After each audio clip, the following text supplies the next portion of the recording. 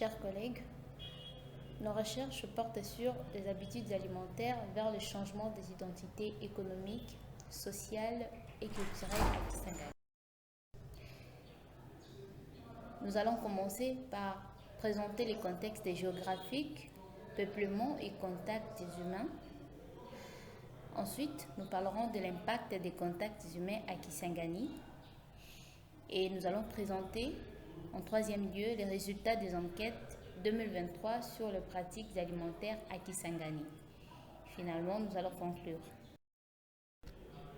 Kisangani est une ville cosmopolite, c'est-à-dire elle englobe le peuple de différentes cultures. C'est un carrefour et terminus des migrations. Les humains étant en contact se retrouvent dans une interaction qui a des impacts sur plusieurs points, notamment linguistiques, où nous assistons à l'abandon des langues ainsi que l'adoption de langues, le multilinguisme, le bilinguisme, etc. Et sur le plan culturel, nous voyons l'abandon des modes alimentaires, rituels, ludiques, éducatifs, alimentaires, etc. Et que dire alors des modes alimentaires actuels de la ville de Kisangani? Nous avons effectué le terrain dans la ville de Kisangani, précisément dans 5 communes, excepté la commune de Lubunga pour des raisons de sécurité. Et comme nous pouvons le voir sur la carte, les pointes rouges témoignent de notre itinéraire pendant cette période-là. Pour y parvenir, nous avons utilisé l'application Kobo Collect. Elle nous a permis de récolter les coordonnées géographiques qui ont concouru à la réalisation de la carte précédemment exposée.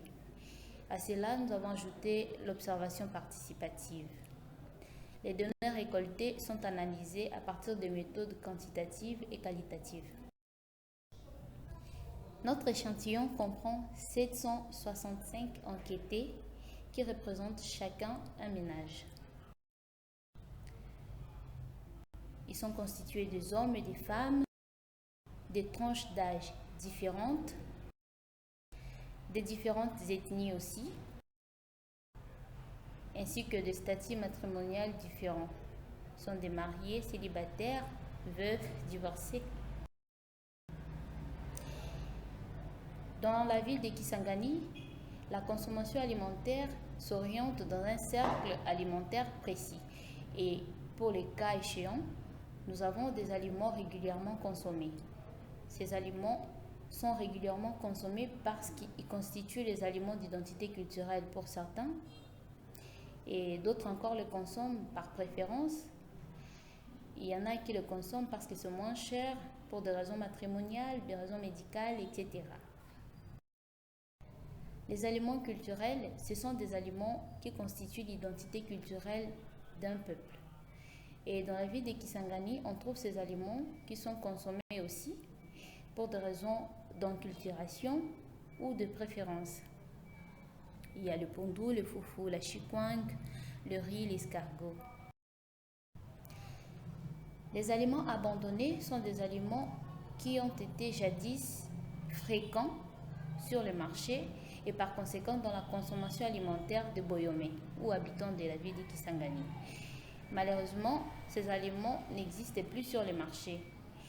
Ils ont disparu parce qu'à l'époque, ils sont arrivés dans la ville par importation dans la période après des guerres qui avaient occasionné alors l'importation de ces aliments par des humanitaires. Et du coup, actuellement, dans la ville de Kisangani, ces aliments ne se retrouvent presque plus sur le marché. Il s'agit de petits pois, des semoules, les haricots durs. Voilà. Des aliments hors ménage sont des aliments dont la consommation ou la préparation s'effectue dans des espaces publics ou des milieux commerciaux. Et en principe, nous avons les cabris, l'omelette, les poulets, les pizzas qui sont plus consommés pour des raisons de prestige, l'européanisation par exemple, la possibilité financière, l'opportunité. Ouvrons maintenant une parenthèse pour ce qui concerne la cuisson de ces aliments. À Kisangani, la braise est plus utilisée dans la cuisine par rapport au bois, un danger pour l'exploitation des arbres. Pour ce qui concerne les récipients, les casseroles modernes sont les plus exploitées. Et quant aux aliments qui doivent être moulus, on utilise plus le moulin par rapport au mortier pour broyer ces aliments. Mais il y a également l'usage des deux matériels pour l'exploitation de cette opération. Comme nous pouvons le constater, l'huile de palme demeure encore présente dans la cuisine boyomaise, une valeur culturelle de plus qui est conservée. Les ingrédients qui concourent à la préparation des aliments sont plus des ingrédients modernisés que les ingrédients traditionnels. Cependant, on peut toujours mélanger les deux d'après les résultats de notre recherche. Parlons de la tendance de la pyramide alimentaire à Kisangani. Mais avant cela, nous allons d'abord voir ce que nous conseille la pyramide alimentaire. Cette pyramide alimentaire est un modèle et nous voyons que la base des aliments est constituée de légumes, à part la boisson non sucrée ou de l'eau. Qu'est-ce qui se passe dans la ville de Kisangani?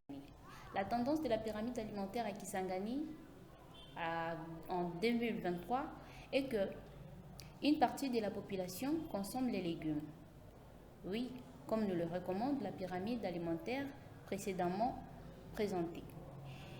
Mais d'un côté, nous pouvons également voir qu'une grande partie des habitants de la ville de Kisangani ne consomment pas les légumes comme aliments de base. Et il y en a qui consomment la viande à la place des légumes. Ce qui présente quand même un danger dans la mesure où la viande dans la pyramide alimentaire recommandée se trouve parmi des aliments à manger avec parcimonie ou avec réserve. Pourtant, dans la ville de Kisangani, d'après les résultats de nos recherches, il y a une partie des personnes qui consomment régulièrement la viande et comme aliment de base. Parlons de la perception sociale sur les pratiques alimentaires. À Kisangani, nos recherches démontrent que les pratiques alimentaires suscitent une perception sociale qui engage un changement d'identité économique. Et cela est dû ou est perçu à travers le niveau de vue de la population. Et de l'autre côté, les changements d'identité sociale, toujours dus à la pratique ou aux habitudes alimentaires perçues par la société, ce changement est perçu par le moyen d'une idéologie quelconque que c'est fait soit les consommateurs, soit la société sur base de ce que l'on consomme. Et les changements d'identité culturelle s'expriment pour ces cas par la culturation.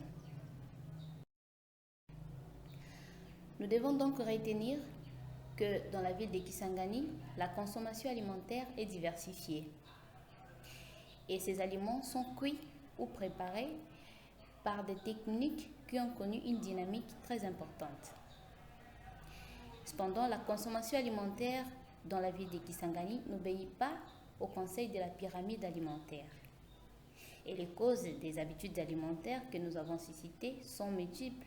Il y a la possibilité financière, l'enculturation, la recommandation, les dépendances économiques, la prestige, l'européanisation, etc. Avec la perception sociale, nous constatons que les identités des groupes sociaux sont définies sur base de leurs pratiques alimentaires.